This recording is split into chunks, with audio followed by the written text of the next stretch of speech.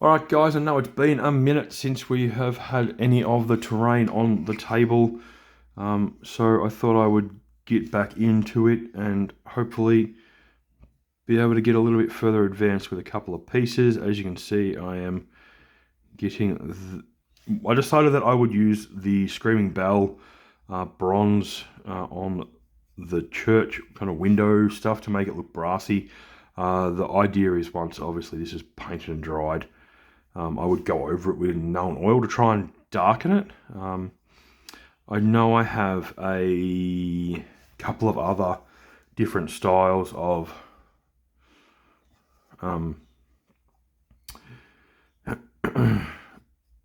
things out there that I can use possibly to try and make it possibly look rough. I'm thinking rusted. Tarnished, I know I do have a couple of bluish, tealy kind of shades that I could use possibly to to give the look I'm going for, hopefully. But really, I think the plan is that I just want to get, as you can see, I got all of the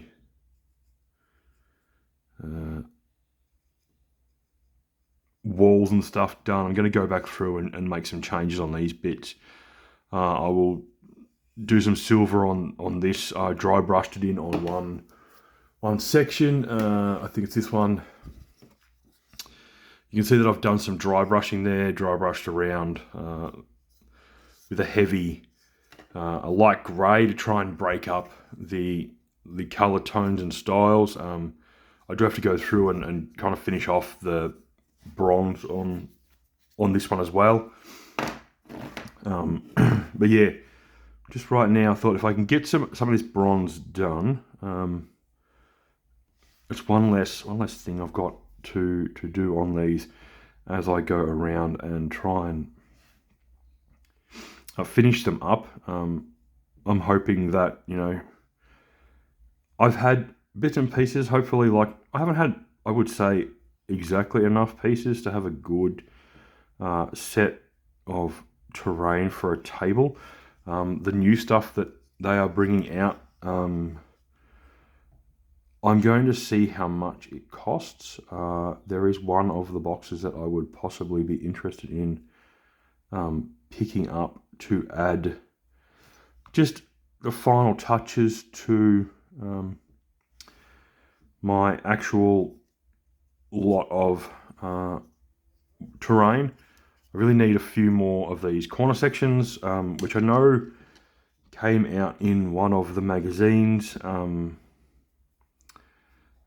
I've been looking to see if you can still get those bits, but I tell you what, they are not as easily found or as cheap as what they were when I first brought them. Seems that everyone changed their mind on terrain and realised that terrain's actually good to have a decent amount of it, and people have been selling them. But I think I paid, you know, like kind of like cost price for the pieces of terrain. So, you know, the magazines in Australia were $20 odd a piece, meaning I paid, you know, like $20 per magazine to get the off someone else plus postage and handling. People are now jacked the price up. So some of these magazines, they're now saying the terrain pieces, you know, they're worth $40 each, and that's people's right to do that. I would have much preferred to be able to continue to buy them at cost price. I do know that I am looking for, which if anyone is out there in my community has them, I'm chasing the some of the Imperial Guard ones. Really looking for the the magazines that hold the armored sentinels. Again, I know it's a two-part piece and people are entitled to sell them for whatever they are worth, but I would love to be able to pick them up for cost price, which I know would be about $40, which is just a touch cheaper than buying an actual Sentinel itself, and hopefully with postage it won't be too much more expensive as per just buying a Sentinel off, say, you know, like Warhouse, or, you know, Games War for Less, Mempra, or, you know, Gap Games are all roughly. My local game store unfortunately has, while they're still very good to me, they've had to pull their margin back in terms of how much they're discounting Warhammer, because of how expensive it's become. So there's a 10% discount there, which is good, which is still good. I still go in and support those boys and spend money in there buying paints, and I pre-ordered my 11th edition cards in there, which was great. You know, means I know that I'm going to get a set. You know, I'm not going to have to fight online to find some. So it's always a bonus that they will actually, for those people that are definitely regular customers or loyal long-term customers, they definitely make sure that we get, if something's coming out that we might want, that we can actually get access to it, which has been great, because it just means that, you know, we don't have to stress per se that we're not going to get the item we need. And again, those couple of those boys, they do participate in tournaments, so they know that it's important that, you know, the majority of their community, especially now our little friendly game store community, are tournament players. We definitely have a nice little close-knit group where, if we're not playing against each other, you know, like learning games, practice games, getting better, we're hanging out together at tournaments. Majority of the time, all of us are hanging out together at tournaments, playing, having a good time, you know, laughing about things that happened or didn't happen, or, you know, that crazy moment that an opponent's had where they, you know, or we've had where we've rolled an impossible charge, or, you know, we've managed to get that deep strike go off at the exact right time, and or we've miraculously hit those sixes when we're rolling Overwatch.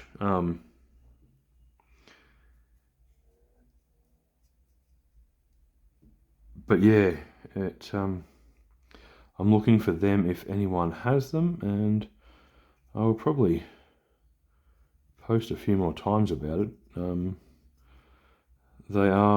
definitely on the new edition, new army path, and yeah, that would be great if you guys know anyone who is selling theirs, because that would make my life super easy, amazing, simple. I guess my next question for everyone is, what is everyone's take on the new pre-painted terrain that GW is offering up? What's everyone expected price points? Is it going to help you out? I know that I'm slightly interested in a couple of the pieces, mainly because it will help me, as I said, finish off having what I would consider a completed terrain layout for 11th, giving me, you know, the ability to have all the pieces that are needed to have a full table worth of terrain features. Sorry about that. I'm slightly under the weather, but when this video comes out, I'll get to post it, which I might by today. Actually, I might do this one today, because it is the terrain video versus the other ones that I've recorded, and I haven't done a terrain one for a couple of weeks, so I might get it out. It might just be a nice, short, sharp. Oh, geez, sorry guys. Short, sharp video. Maybe I'm getting through. As you can see, I'm getting through all this bronze quite, I guess, quickly per se. But yeah, what's everyone's opinion on the the new terrain. I think that while it's definitely going to save a lot of newer players a fair chunk of time that they don't have to actually paint terrain, I also am quite surprised that GW have done this.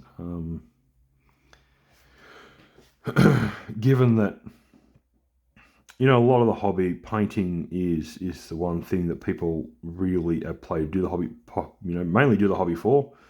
There's a lot of people that just are in the hobby to play, but those that are in the hobby just to paint, like, you know, being able to buy terrain and create terrain dioramas or whatever they decide they want to do, like, that's taking away some of their proverbial fun for them, I suppose, by GW painting or offering up painted terrain. Now, I know that, again, you know, you don't have to purchase it, you don't have to buy it, but I do think that it's quite an interesting take and quite a on actual options, and it's possibly quite viable for a lot of people in terms of, you know, how helpful it might be for them to have, you know, terrain. Maybe they don't have all the time in the world to be able to paint terrain, and this is just going to help make their life easier.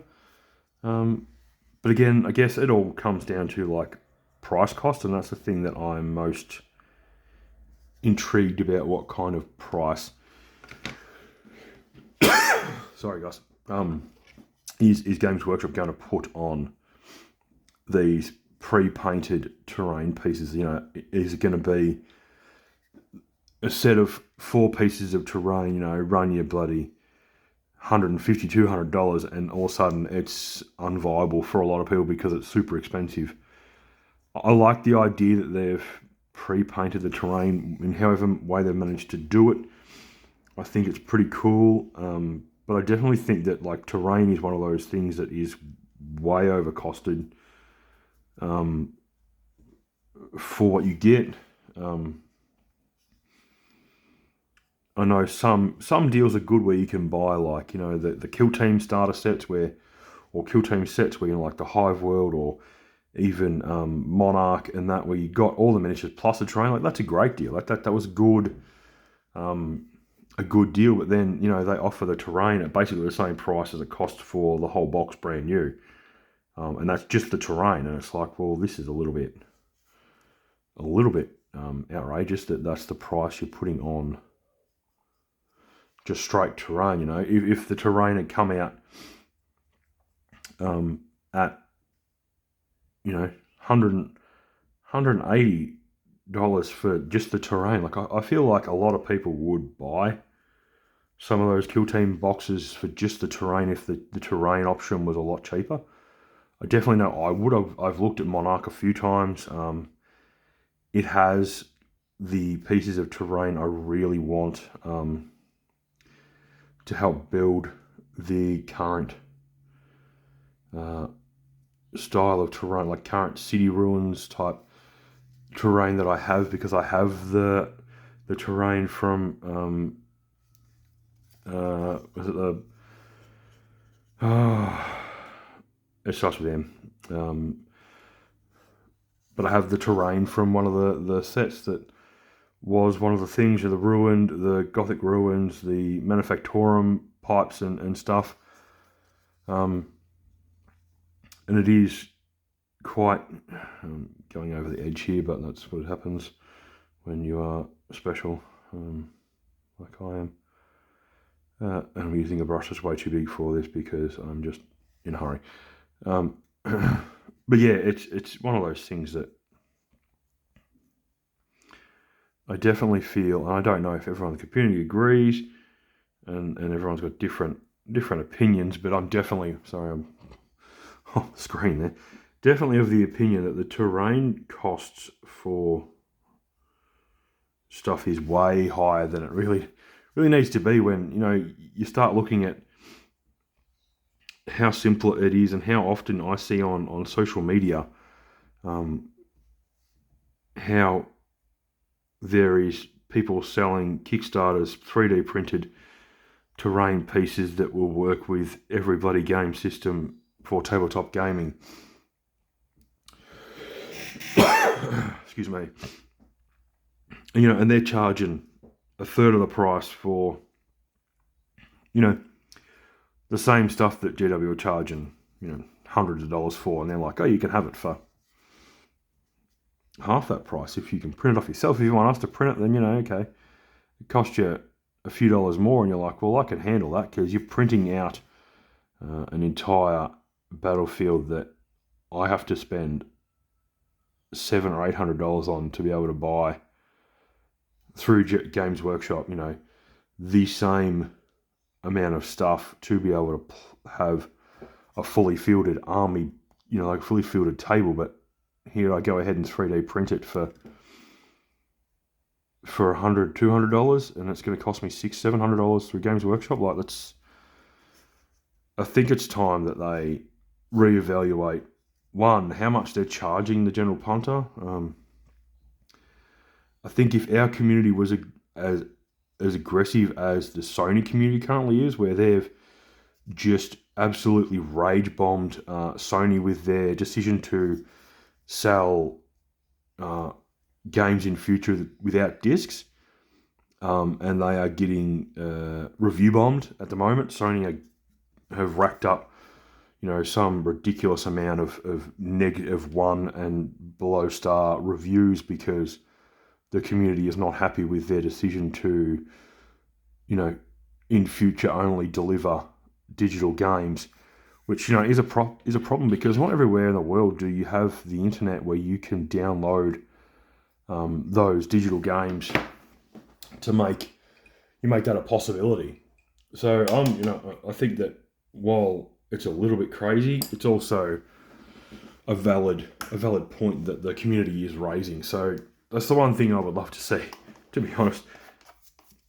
I'm not hate speeching anyone. I'm not saying that Games Workshop needs to have, sorry, Vortex Mixer. Games Workshop needs to have its community fucking be tearing them a new one, but even just a little bit of pushback and fight, and them realising that they're being what we would call greedy corporate greedy bastards, that, you know, eventually 3D printers, as much as they try and cease and desist them, will just keep making what they want to make, and people will walk away from Games Workshop, and